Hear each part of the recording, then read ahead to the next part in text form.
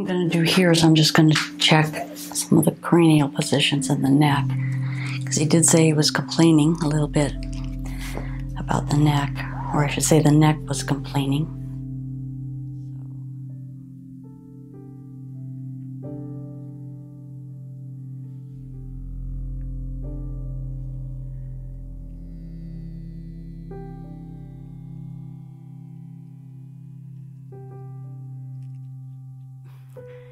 He's really relaxed in the neck, which is good. So you can see his head flopping around when I didn't get my hands in the right place. Now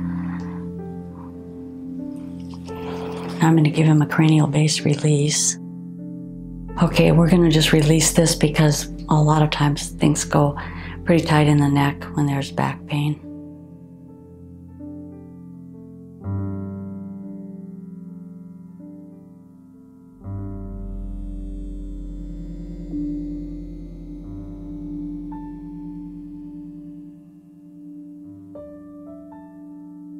And I'm going to check the vault.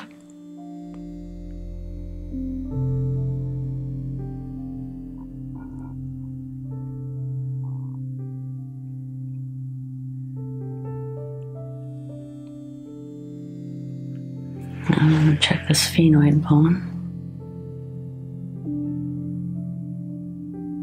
The sphenoid bone is a little off. There's a little crick there. A side bend, and it's working to straighten out. So here, of course, I've accessed the wing of the sphenoid bone, the wings, both sides, and he was a little side bent, and there was just a jump that corrected, and now it's moving into the right place. Yeah, the side bending is coming into the right pattern. And this is a side that hurts, doesn't it? Is it? Is this the side? Yeah, there's more activity going on right here. There it comes. As soon as I get a rhythm. Okay, there's a rhythm. I knew it was coming. Okay, the rhythm is straight. And it's even. Yep. Okay, so that bone is balanced. And then the other thing I'm going to do is a sacral pull to give that whole length of the spine. Okay, I've got my fingers on the not the SI joint, the L5S1. And his sacrum is resting in my hand. And then I've got my other fingers at the sternoclavicular joints. And I like to rest my hand across the sternum. There's like 3 little itty-bitty joints in the sternum. So with that little bit of my hand on there, sometimes I feel those aligning. They're kind of like joints. They just allow a little bending. There's a lot of activity in the sacrum. It's dancing. And it's the same thing up here. My fingers at the sternoclavicular. This is some of the hard work of body work.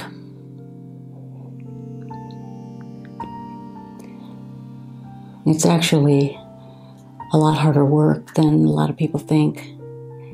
Not only physically, so you have to keep your body in pretty good alignment yourself, so not to wear things out. But it's also taxing and difficult sometimes to stay focused on what's going on in the body. And then you have to deal with the energy that's going on, because sometimes people bring in really bad, foul energy. Okay, Gus, you're doing good. His sacrum was dancing around, and now it's just about to take a rhythm pattern, and I'm going to see how aligned it is. I've had my hand pulling a traction on the dural tube, and now I'm letting that up, and I'm relaxing my hand, and this is where you kind of hold the sacrum for a while as it's moving to allow the resistance so that it can't go back to the old pattern. And then once it feels like it's stopped moving, then you can let the hand relax and take your fingers out of that area and then just wait for the rhythm. Sometimes it takes a little while for the rhythm to come. In fact, it started and then it stopped again. Because they're in a process. After that alignment happens with the sacrum, there could be some kind of a process that's going on. It could be at any level. The body is doing it. The body knows, because when the rhythm is stopped completely, it means that there is a process. There's something going on. There's something that they don't want to talk about or be a part of. Okay, now the rhythm has come back. I'm going to slide my hand under here for the diaphragm.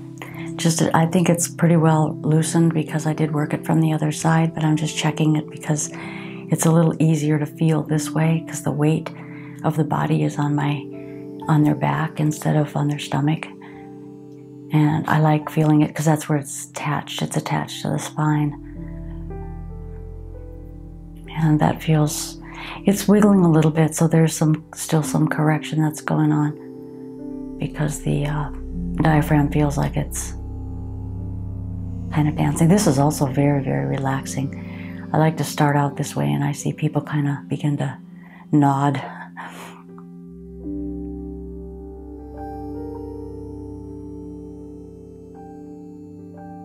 Okay, that feels good.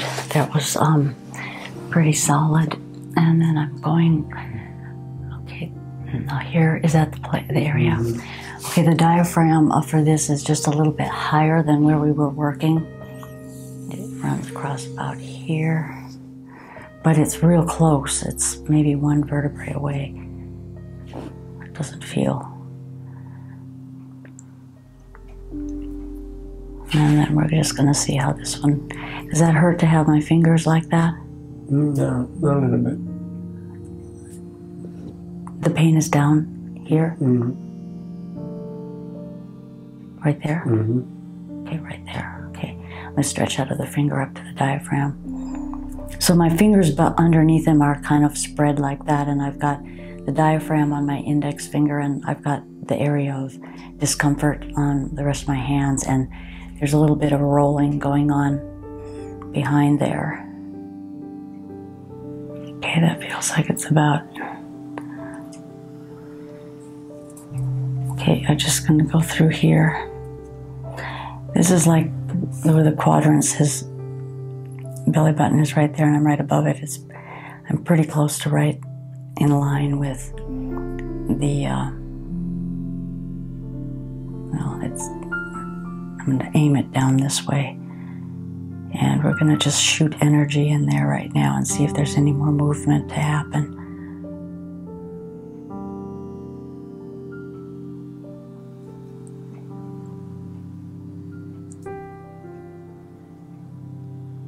Yep, there is. There's a twisting in the stomach. You know, we don't think of things that are like in our viscera, in the organs, is twisting. I just when I stop like that is because I have to concentrate at what it's doing because it's doing some strange things. But it's twisting, and so what that possibly suggests is that the injury in the back is also twisting, you know, up forward through the stomach and through the organs there, because there's a lot of connective tissue there, so it can spread out. It doesn't just mean that it's up and down. It could be going into the body, and I think it usually does because organs have their specific places to be, and when they get displaced there, it's really uncomfortable. You know, this kind of work too is really, it's so out there on the tip of the spear that it's becoming more popular, but I'll tell you, it was not very popular when I started out with this. It was called all kinds of things. So, okay, I think that's about it. So he unwound, and he says it feels a little bit better. It's going to probably be a few days for him to feel really good. And he might need to come back for another session, because there might, sometimes in those things, that we get one thing unwound and it'll pull another thing out because the contortion was so all over the place. I lay down with the legs on the floor, and I got up, and everything was fine. But after an hour or two, when I was in the kitchen, I felt my back like something really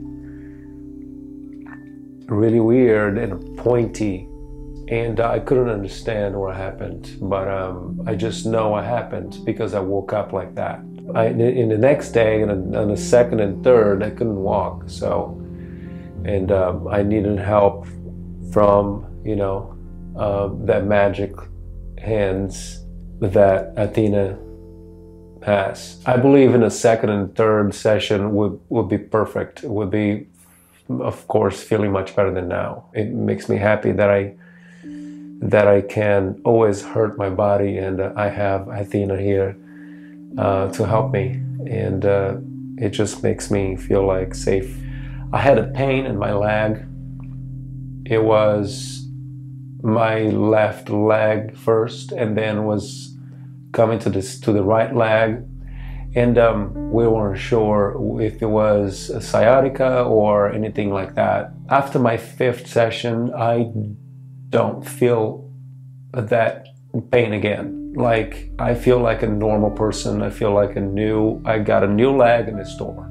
I was afraid because I didn't know where it was, and she fixed it with her patience and her knowledge. Again,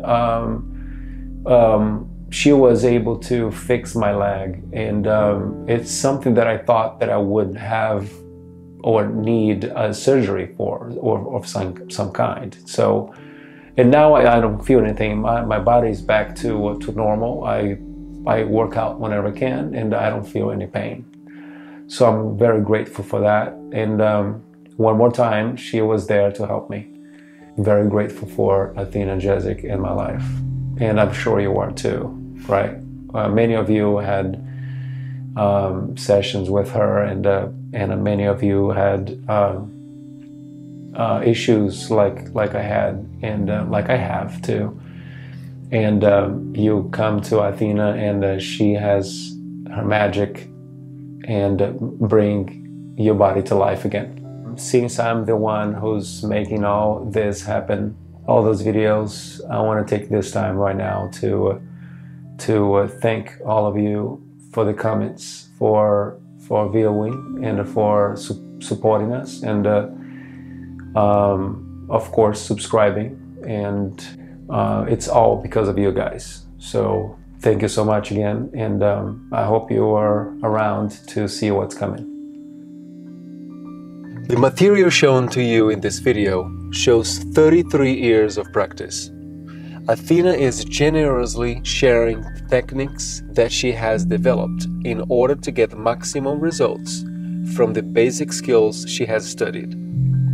If you found value with this work and are inspired to send a donation to Athena so she can continue to demonstrate her advanced skills, thank you for the likes, sharing, and subscribing. Check the description box below. Thanks again. Thank you for sharing. Thank you for subscribing. And I think there's a little bell up there that you can hit that you'll get a notification every time we post. So if you want to, you can hit that too. But thank you so much for your support. I really appreciate it.